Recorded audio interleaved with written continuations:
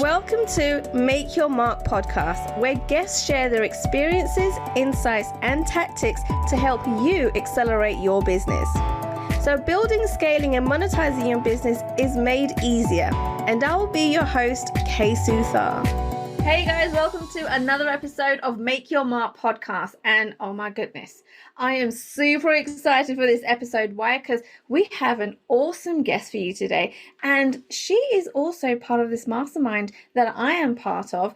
And she has such an extraordinary story. And she's been in business for 30 years. So she might know a thing or two, right? And we're going to get really deep. And we're going to talk all about the nitty-gritty of what business means and how she started at a young age, right? So please welcome to the stage, Julie Williams. Oh my goodness, Julie, I am so excited for you to be here. Hello, how are you?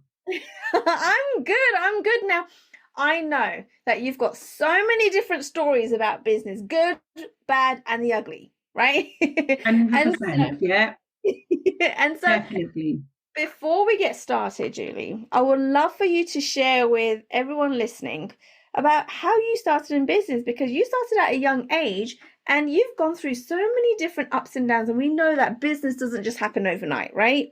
No, absolutely. And I think this is the biggest thing. This is probably my massive and biggest message is, like, in any business, it's a roller coaster. You've got to be able to take, you've got to be able to take the dips with the highs that come with starting in a business. And it's any business, whether you've been doing a short term or a long term. I've been working with businesses since the very young age of 17. Very lucky to be able to, and I had a really, really good start. It was a great start. But yeah, I've seen lots of different things I'd love to be able to share. Okay, wait. First of all, you started business at 17. Most 17-year-olds don't have a business mind. So where did that come from?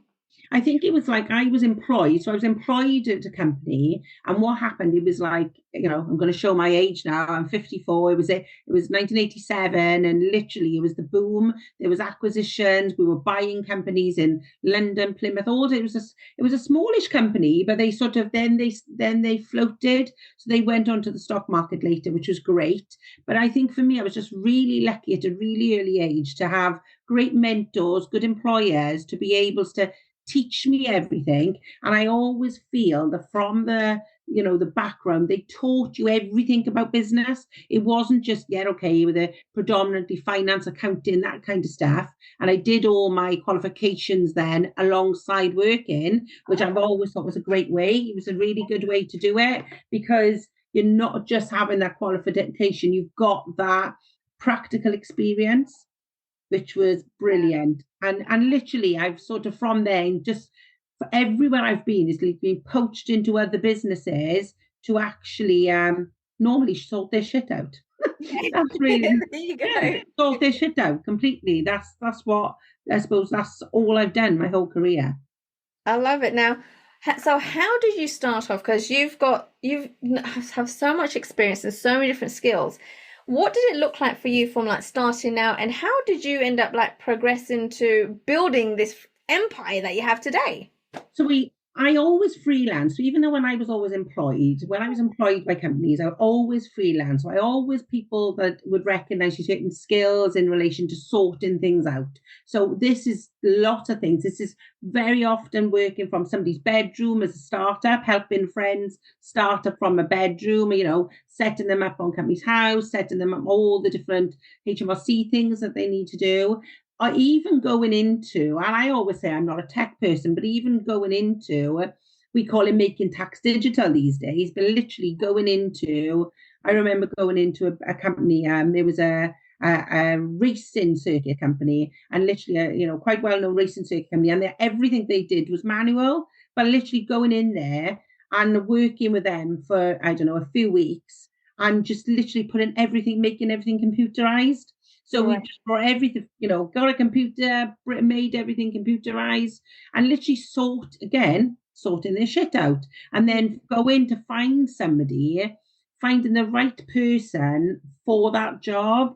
So the idea is bringing somebody in. So that's generally what we do, is that we sort we sort the shit out for people. And then once it's all clean and nice and tidy, we go and find the right person who's going to fit with our customer to be able to come in and work with them. We don't want to work with people forever, really. We'll always be there on a back burner if they need us, but generally going to find whatever gap they need, whether it be a salesperson, marketing person, it could be, these days it's all different, whether it's a finance. So my own business, we even freelanced for years, but my own business, my children, believe it or not, my son was like 11 months old and I was about 5 months pregnant. This was my first ever business I started on my own in relation to, right, this is me now, this is my new company. And it was a direct selling company. I had no idea what was going to happen, no idea what was going to work with it. And literally, for anyone who has children out there, they'll see that we used to have what's called a bounty bag, and you'd have like a little card in there, advertising card, and it was like, make money, make a difference. And it had a load of stuff on it. I thought, oh, that looks quite interesting. So I literally sent off for this, and then thinking, actually, you can really make money at this stuff, but you have to be smart. It's like you've got to work at it all the time. You can't think. I don't think in any business you can ever become complacent. You've always got to be working at the business all the time. And that business is still running 18 years down the line. It's really passive now. I do a couple of trainings each week on it. And that's really it. It just works in the background. And it's 18 years in where I've always, one of the biggest things I've said is I've always done the follow-ups and always been that person to keep my name on their desk. So if, I will reach out every sort of quarter, every 6 months, just to say how they're doing, drop an email. So, I was around well before the social media, different stuff and things, but it's not easy, is it? The idea is that, again, it's the fact that you've got the hurdles, you've got to be prepared for them. And when you can put some processes and different stuff in place, then it does really help. It does help. Yeah, definitely. Now, so when you first started your business, you were wearing all the hats in your business, right? You were doing very it all. much. Yeah. And so how did you manage all those different hats? How did you know what to prioritize in your business, right? To get to where you are today, because now you've got a whole team, right? But it didn't start off that way. No, and it is really, so this is the biggest thing, is the fact is in relation to understanding, making things productive. So I talk about this a lot in mentoring, and actually we've been doing something over the last few weeks, which is almost like 30 minutes every day. So everything they're doing at the moment, 30 minutes, particularly in my direct selling business, they're doing 30 minutes each day. And what they're doing there is making it productive. So if that 30 minutes you're doing is making a list or doing right, finding some sort of doing some marketing or anything like that, you need to execute on it. Because what happens, so many people do, they make their list, they do all their planning, they've no execution. And for me, it was like always doing the stuff that was productive, but then finding that actually there's too much to do for me. So finding, right, okay, what are the things that I can teach really well, really quickly, and also finding the right people. So now in our Oracle business, I have people with different. The other thing I think is that when you have a team, it's really good to have a really diversified team, because otherwise you're always going to get the same. I don't particularly agree with, how bold it is, but I don't particularly agree with everybody being the same. If you've got different skill sets, completely different skill sets, they tend to complement one another. So to being able to bring team in which are good at that, and things that I'm not so good at, you need somebody who's organized, somebody who maybe isn't organized, or somebody who's good with customers, somebody who doesn't want to do stuff with customers but just wants to do the donkey work, those kind of things. So finding the right team has been very much been about skill set, and it's not easy. It isn't easy finding the right people where sometimes you think they're going to be the right person and they're not. Right. Yeah. Totally. It happens. yeah, you think they're going to be the right person and they're not always the right person. Absolutely, absolutely. And so I want to take a couple of steps back here, Julie, right? Because you said you started this business, right? When you were young, you had an 11-month-old and you were pregnant. I Yeah, think everyone's thinking that's a mad idea to start a yeah, business, right, whilst you're pregnant and got a little one. Like, again, right? So you're a mum, right? You're starting a business, you're new to this, you're figuring it all out. What kind of, like, what happened for you to think this is a brilliant idea and I need to start right now? now, so the biggest thing is identity, massive. The reason why, and I see this a lot in mentoring, is that I had my two children, obviously was about to have two children, 15 months apart. And I've honestly felt like, don't get me wrong, I love being a mum and being a new mum and everything. It was great. However, a very personal story here. I had my son in the July time, and then I lost my 28-year-old brother 3 months later, and I almost lost my identity a little bit because everything was it was very raw, it was very quick, and almost like so I needed my identity and needed something for me.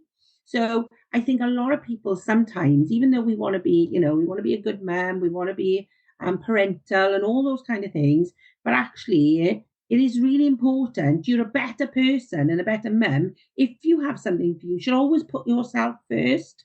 And literally, I needed that identity. And I never ever thought, right, okay, I could grow this business to whatever it was. But this particular business now is taking me all over the world. I've been to loads or travel, loads of different stuff with it. And I'm always grateful for having that time out. It just made me a better person, being a good mum, and but you don't have to be there all the time. Also, what it does do is shows your children that it's okay for mum and dad to have adult time. It's okay for mum to have a career. I think it's, the things that you sort of grow up with, that's really has helped my children, because my children now, they're teenagers now, and these are the hardest years, trust me. The teenage years are far worse than any toddler years. Oh my God.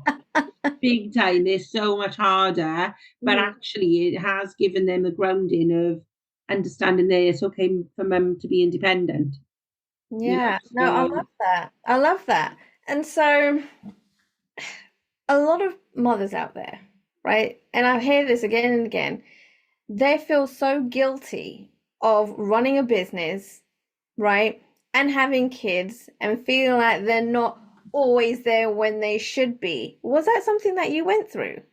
Um, definitely, and I see it a lot, 100%. I think you do feel that, you understand that your children really want you around. They don't want you to be Mm. buying them stuff, all the different things. But I think it's finding the balance. You really need to find the balance of like, and even now, even the family time now is really important. Like my children are, more grown up now, but they still both live at home. It's still all about finding the balance of those things. The mum guilt comes from what I tend to sort of compensate that with is actually, I personally, as growing up, I never even went abroad until I was 19. I was 19 was the first time I went on a plane at 19 years old. My children have been like all over the world. They've visited Dubai, we've been to Australia, all the different places they've been. I never would have been able to do that if I didn't have a career and run my own business. So I never feel the guilt of actually working and maybe, right, okay, mum's going to be away working or whatever, is compensate. But actually this is the lifestyle that I've been able to provide for you. And actually, as I said, it's totally back to independence again. Now they're both independent. They've both like to travel, they both like to do those things. But like, it was things I never did when I was young. I didn't know that. But I think that really does help when you have that mum guilt, that Mm. mum guilt of being home. And that's what compensates for it. And I think people, I wish more people would keep that in their minds. Actually, we can do this weekend because this is what my business or my career or whatever has paid for.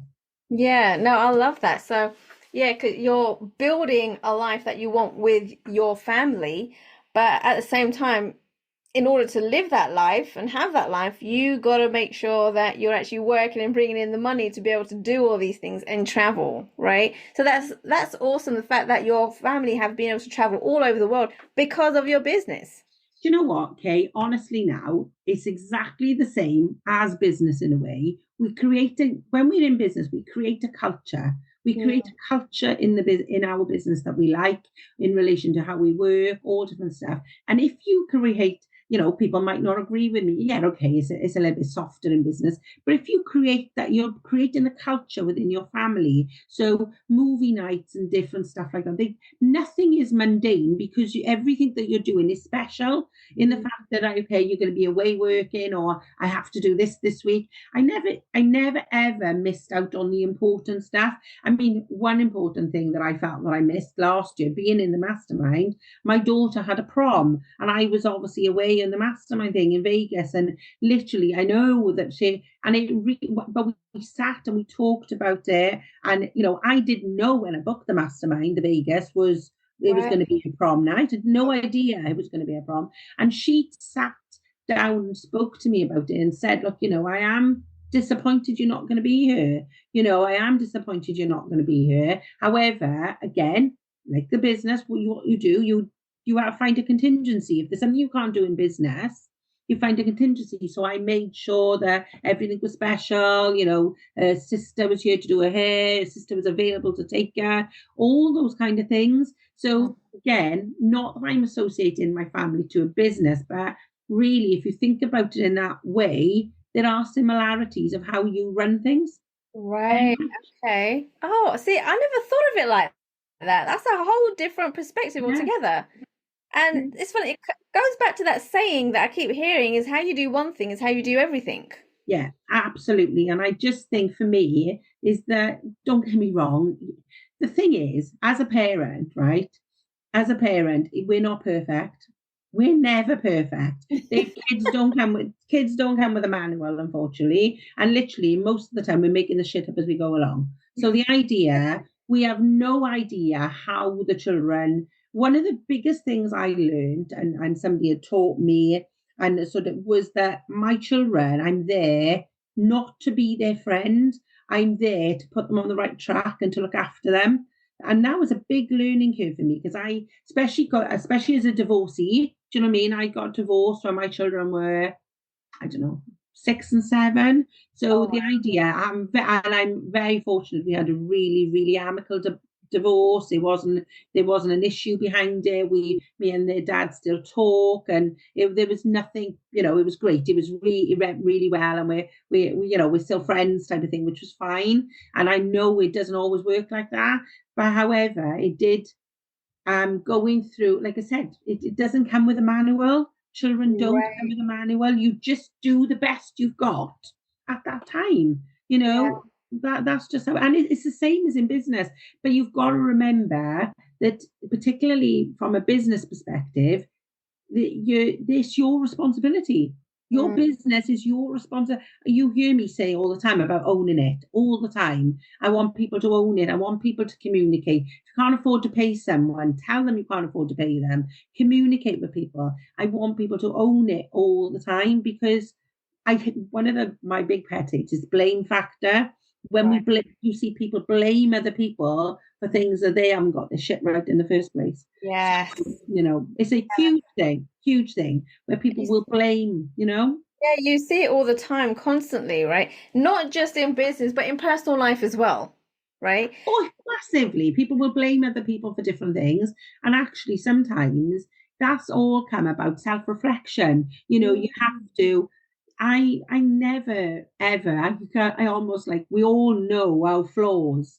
Do you know what I mean? You know your flaws. I know the things that I do well. I know the things I don't do so well. Do I beat myself up about it? No, but what I try and do is make things better all the time, and make things better, particularly in, like, I know that there's a gap in relation to business that I needed to, right, okay, there's this gap. I need to personally develop to plug this gap, so that's how it's been. That's my feelings and opinions on it. Yeah. Now, Julie, I know that you have had a big pivot, a big transition in your business this year, right? Like there's been so much going on. You've been go, go, go, and you're used to having a brick and mortar business. And Yeah, then you've decided that you're going online, right? Which 100%. is a huge step in itself. And so, first of all, where did that idea come about that now is a time to transition online? And how different is it really? So there's two things here. Bizarrely, a company I worked for a few years back, literally, I had, like I said, direct selling business for a while. It was working really well. I was still doing all the finance and strategy stuff that I do, but I could see somebody else doing things online, and I started getting a bit of inferior. Right, I was like looking sideways at what people were doing. People were doing these things, all right, they're doing this online now, and my mindset was like literally, I can't do that. I don't know how to do that. I don't know how to do it. So what Right. I did was like really worked on myself from a mind perspective. And I'm like, well, actually, again, it's that gratitude thing. I've been running this business for 10 years and I've got to here without doing that. So why am I doing what they're doing? I don't need to look sideways. And literally, soon as I stopped looking sideways and concentrated on what I knew and doing some personal development, a little bit of learning, everything sort of fell into place for me. My business rocketed. Everything was, and I'm like, well, actually, why am I looking sideways? This is stupid. I've Mm. just stopped doing that, and all of a sudden I'm focusing on my journey, because even if you're in the same sector as somebody, we've all got different journeys, we've all got different stories. So that was sort of where it started in relation to sort of the online world and doing more online. And then obviously majority of our clients were offline businesses, because we do very much like troubleshooting and that kind of thing. And then literally it was right, okay, I quite like I am working ridiculous hours. So I thought, you know what, this is stupid. People were talking about this is what they're doing in the online world. This is Yeah. what this is where we're looking at. I was constantly exchanging time for money. And I was like, do you know what, this isn't, because there was a cap, there was a ceiling on it. There was only so many hours in the week. Right. And Yeah. an hourly rate. There was so many hours in the week. There was an hourly rate or whatever it is. And I'm like, okay, then how am I going to get over that? The only way I can get over that is keep building a team. But actually I was like, no, because a lot of the experience was coming from me. Mm. So it was like, right, okay, started following things online. I was friendly with a couple of people, with Danny. And then obviously I was started following Lisa through being friends with Danny. And then seeing actually this passive income thing. Yeah, I know we can create passive income through, I know we can create it through things like, hiring your bedroom out and all the stuff that you do, all those. And I'd already created a passive income business through the direct selling world, but didn't Right. really relate that to a passive income business. But then what I did was like, right, okay, what do I need to learn? So I did some courses, started moving online, and actually it's been a real journey. What Yeah. I will say is that, well, as most people will tell you, it's a long game, end Mm. of the day. And but that's the problem. This is why businesses fail all the time, because they think they're just going to open a business app, irrelevant whether it's on or offline. They're going to Right. open a business app and they're literally going to make loads of money, and that's it. I'm retired by the time I'm 40. Sorry, Right. but Yes. it doesn't work like that. You have to put in the graft, and you have to have patience. And I think Mm. actually, there's been loads of times I'm no different to anyone else, where sometimes I'm thinking, do you know what, I really don't need this shit. Yeah. There's lots of times where I'm thinking, do you know what, let's just go back to basics and do what I do, and just live a mediocre life and different stuff. But then when I talk to myself like that, I think to myself, there's no way you talk to a mentee like that.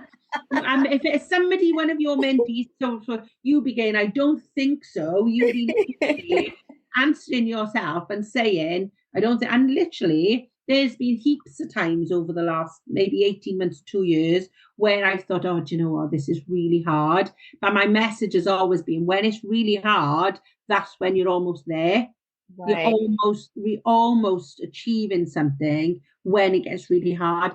And I've never been proven wrong by that. Every time it's got really, really hard and I've felt like giving up, there are times when and that's been lots of times, I've realised, well, actually, do you know what? That's when something good happens. Right. You know, we've won awards and different stuff this year. And as you know, I've brought out a book this year and all those things. But that's, you know, before that period, you know, there has been times like anyone else, there's struggles in a business all the time. You just gotta keep going. You've just got to keep going. So this is the thing, right? People always say you got to keep going, got to keep going. But how do you just keep going when you're fighting different fires all the time, right? And every time you level up, it's new level, new devil, right? Well, what keeps you motivated and keep fighting the fight? I definitely think people need to understand what their why is. Now, my why, my current business, it only ever had a term plan. I only knew that I only wanted it for a certain period when I first started it. So obviously being exit strategy is what we do anyway. So this is, you know, if I wasn't been thinking about things like that for myself, then there'd be something wrong, you know. Right. However, it is hard to be able to level up all the time. It is thinking, but actually, I definitely think it's about the vision and it's about how much you want it. So I've been that person. I have been that person where I would have said, you know, I just not enough time. There's not enough time. I work full time. I'm working full time. I'm doing all these hours. It's just not enough time. But my feeling, my ultimate and gut feeling of that is if you really want it, you'll make time. Right. Okay. If you really want something, you will make time to do it. And do you know what? The biggest thing as well is you don't have to do it on your own. You know, we see it as a mastermind in relation to the support we have. But I always feel really lucky. And actually, it's because I put myself out there in relation to networking and doing the different things that you do, that you mustn't be afraid to ask for help. You know, there's so many people. Sometimes I put a post out online and then literally there's so many people that I know are relating to that post, you know, with whether it be about cash flows, whether it be, do you know what, I'm working my ass off, I don't seem to be getting any further, and all those different things. It's about finding what your why is. And I know for me, my why is a big why. I know what I want. I know where I want my business to be. And actually that's what drives me. That's what drives me. But can I ask, what is your why? My why is to be able to have financial freedom. And not enough people talk about this. We're afraid to talk about the money. I want more money. I want more financial freedom. Money's always been a bit of it's always been a tough one. It's probably been one of my biggest mindset blocks, talking about money. Yeah, which is really, but you talk about money all the time. I thought now I do. Now I do, but before I never did. So it's all, and actually, again, you know, I did a mentoring sort of session earlier on today, and we were talking about, you know, traumas. Like I've expressed them tonight, traumas, whether they're little traumas or big traumas.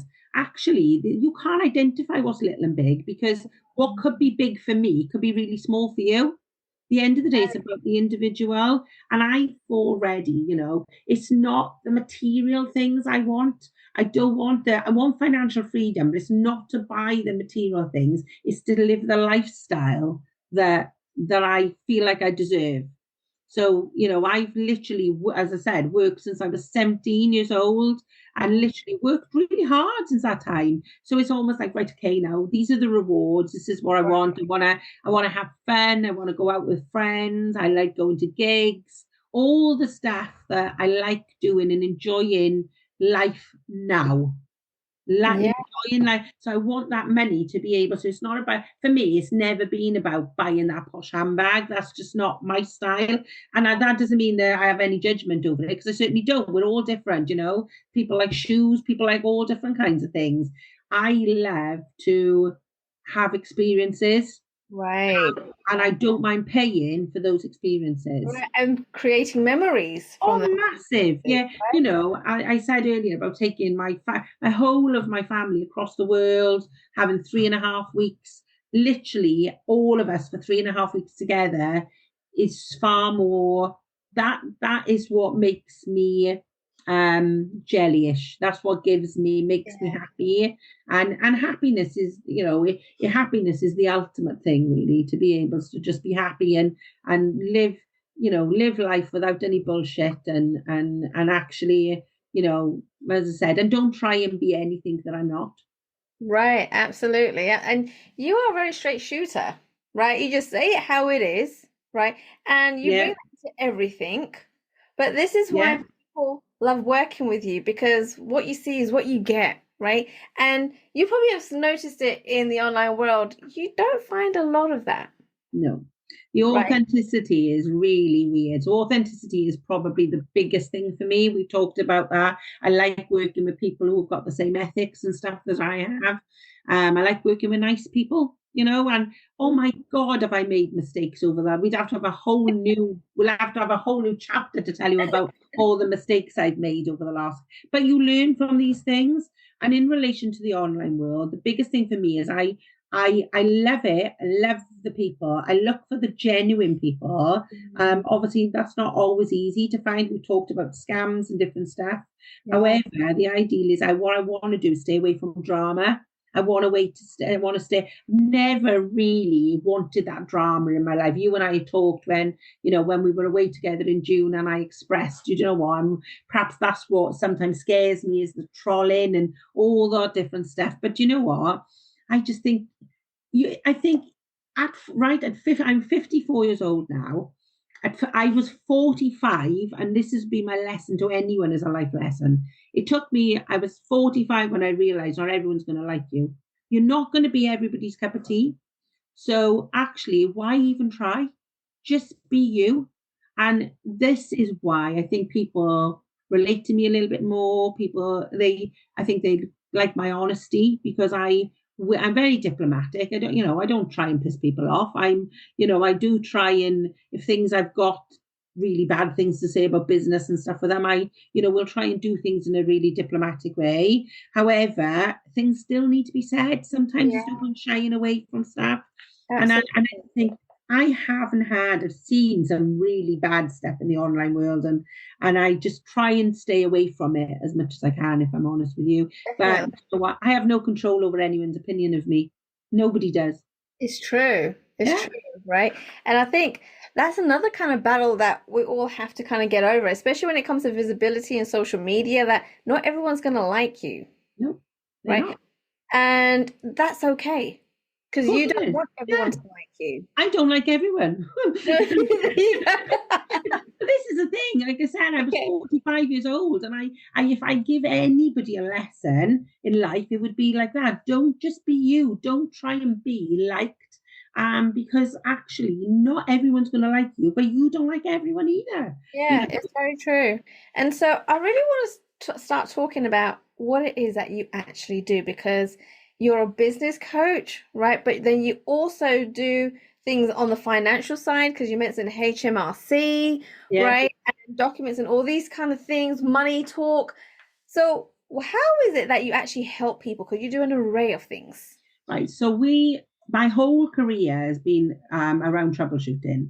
And when I say troubleshooting, it means working with businesses who struggle with the business side. I'm really bold and say that like 85%, I reckon, of business people are so good at what they do. They love the operations, they love what they do, but they're not that great at running a business. And Right. running a business means finance, accounts, marketing, sales, HR, people, health and safety, everything. Mm. So people, as I said, we only know what we know, Right. and this is the biggest thing. And so we run a bookkeeping company where obviously I've got a team of bookkeepers that help people out. Very generally, they don't just do ad hoc things; they sort of shit for people again. That's what they do when people's books are in a mess or whatever. That's what we do. But generally, my job is working with businesses who like, for instance, I have a new client just come on board. I was recommended. We've started doing some stuff for him. One of the team have done a whole look at, the accounting for the last 2 years. I've come in now and looked, and all of a sudden there's a £500,000 loss, which is huge. But they didn't even know this. They didn't know this. So the idea now, so my job now is to literally stand in the middle, keep everyone at bay a second, and try and recover this business. So I will try my best to get some recovery plans, deal with all the stakeholders, suppliers, HMRC, all those kind of things on his behalf. It's a very similar to a non-exec director role. However, I literally do have my wellies on and I'm in the business. It isn't like, this is just what you need to do. I'm not a coach where the consultancy side of me makes me get in the business and do whatever they do.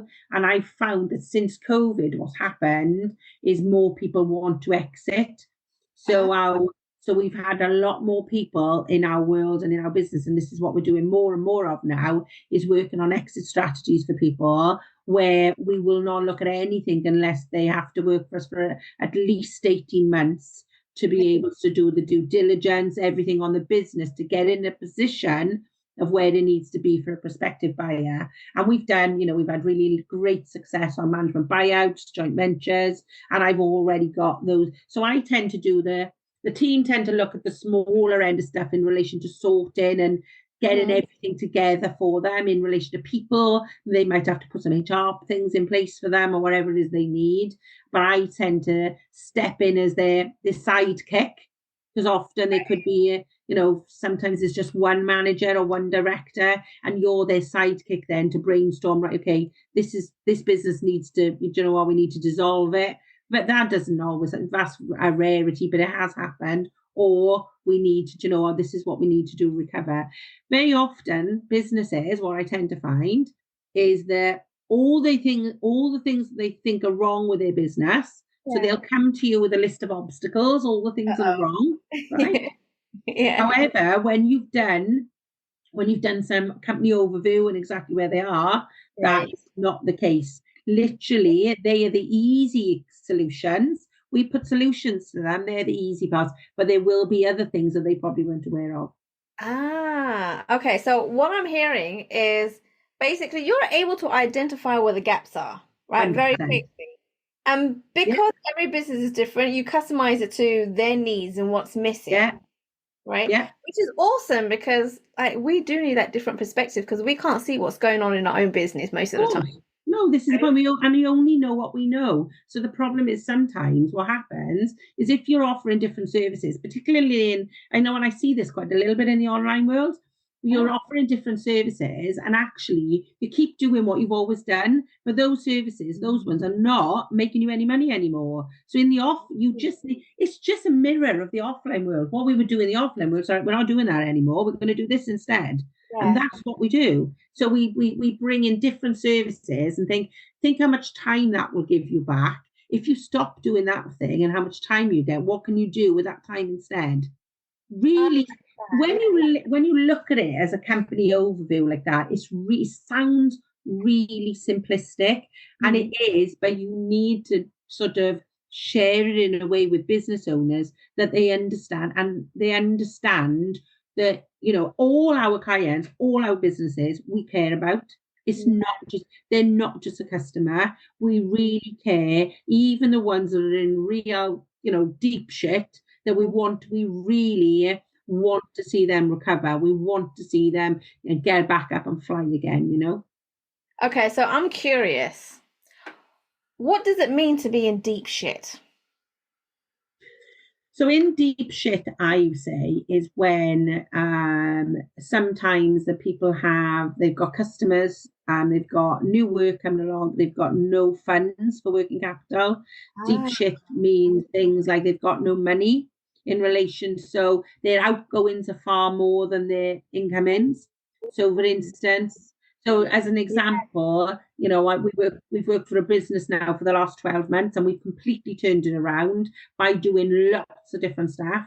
But literally, when you look at a break even, and what I mean by a break even means if you add up all their overheads, if we look at all their overheads, and we can tell them, right, this is how much you need to sell just to open the door without any profit, just to open the door. Wow.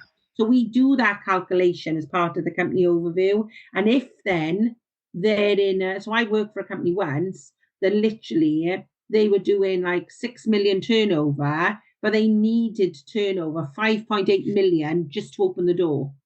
Oh, Well, wow. so that is so scary because actually, and that comes with sleepless nights and all, because particularly what happens is companies grow very quickly and they just chuck everything at it. There's no Actually, control over what they do. Yeah, they literally, we're growing really quick. Let's get new staff in. Let's get this in. Let's buy these new platforms. Let's book a strategy week.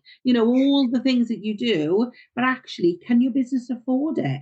So deep shit is things like, very much is cash flow. But as I just said, we've got one at the moment where there's £500,000 loss, £500,000 loss. So yeah. now the idea is, right, how can we do things to this business so that doesn't happen again? And we turn it around in a year. It doesn't happen. It's like my business. It's a long game. Yeah, You're not going to turn it absolutely. around and I'm not going to get it right for him in a month. It doesn't work No, like that. that's right. We It's map just out a like plan. right. It's just like the way you were talking about in the beginning about raising kids. Having a business is like raising another Yeah, kid. It doesn't just happen, in a few months. It takes years to build an empire. yeah. You're nurturing, as I said, all those things in relation. And I haven't thought of it as much as that before, but you're nurturing Yeah. the business is like your child, you're nurturing that business. You have to, if it means we talked earlier on about, not going to events because cash flows. Do you know what? I'm literally not doing these next 3 months because I'm going to get my head down and earn some Right. money. And Yeah. actually, that's what people, and the problem is like that is that people they become habitual. They do things because they've always done it. Biggest thing in the online world, and this is huge for me, is people keep investing in lots and lots of things all the time without executing. So they keep Right. buying the next course, buying this, right? I'm going to go to their seminar. I'm going to go to that summit. And literally, okay, everything you should be doing should have intention. So Mm. when you're going to, and I'm going to be totally honest here now, when I've done summits and different stuff offline, a lot of the reason I've done is for visibility. I go to network and for visibility. I'm going to be honest with you. I'm there because I want to network. I want to make new people. I want to talk to people how they feel about their business. I want to learn more about the online world. So that's why I go. But so big time at the moment is that people are just buying the next course, moving from the next mentor to the next mentor, moving from the next mastermind to the next mastermind without actually realizing, do you know what? I need to monetize this. Yeah, absolutely. Oh my goodness, I love it. Now, I know, Julie, little bird told me that you have a little gift for everybody. Is that I right? certainly do. Yes, I absolutely do. So tell us a little bit about Definitely. this gift. So I have a gift for everyone, and I actually have a copy right here. So I'm going to Oh. show you. So, as you're aware, in March this year, I Mm-hmm. have my book that came out, Yeah. which is called This Is Your Business, Own It. I did say earlier about it being, I am a bit bolshy in the fact that I want people to take control and responsibility for their own things. I've had some great feedback on it. It's very basic from business in relation to, it covers all things. It covers the things that I've learned in relation to, as I've said, about looking sideways, the fears that we have and what people's opinions are going to be with us. It covers things from marketing, understanding your financials, which is one of the most important things. It covers things a little bit like about time management and all that stuff. So I'm really happy to post it to anybody who wants a copy. It was a number one Amazon seller in 4 categories, which I'm really pleased. Yeah, I was very impressed with it. I think it might have been just a day, but it did knock Profit First off for a day, which I was quite happy about. So everyone loves Profit First, but it was really, and it's just basic. But the idea is the one biggest testimonial I had was from a bank manager I once knew, and they're retired now. But when they read it, they said to me they wish they'd had this book for all their customers. So Oh. that was like one of the biggest things that I sort of resonated with, because as I said, people go into business thinking it's going to be simple, and you do need to have all hats, and we only know so much. So so it does sort of, I'm hoping, well, I know that it does sort of tick those boxes where there's things that, people and I'm sure of. So yeah, it's all good. So how can people get their hands on this book? What do they need to do? So people can email me. People can send me an email at julie@oracle.wales, which is julie@oracle.wales. So if people email me, I'm quite happy to send them a copy out in the post, and I'd love for a testimonial. That's all I want, is to let me. I don't care if they come back and say, do you know what, it wasn't for me, it was too basic, whatever it is they want.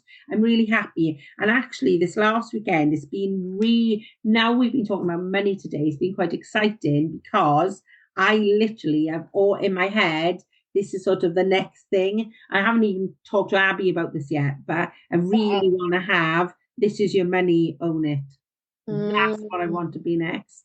So yeah, I'm already thinking of number 2. Oh my God, I love it. I love it. So you're always thinking ahead. That's another thing that we all need to do as entrepreneurs, thinking ahead. What's the next thing, right? Yeah. And being creative. Yeah. I love it, guys.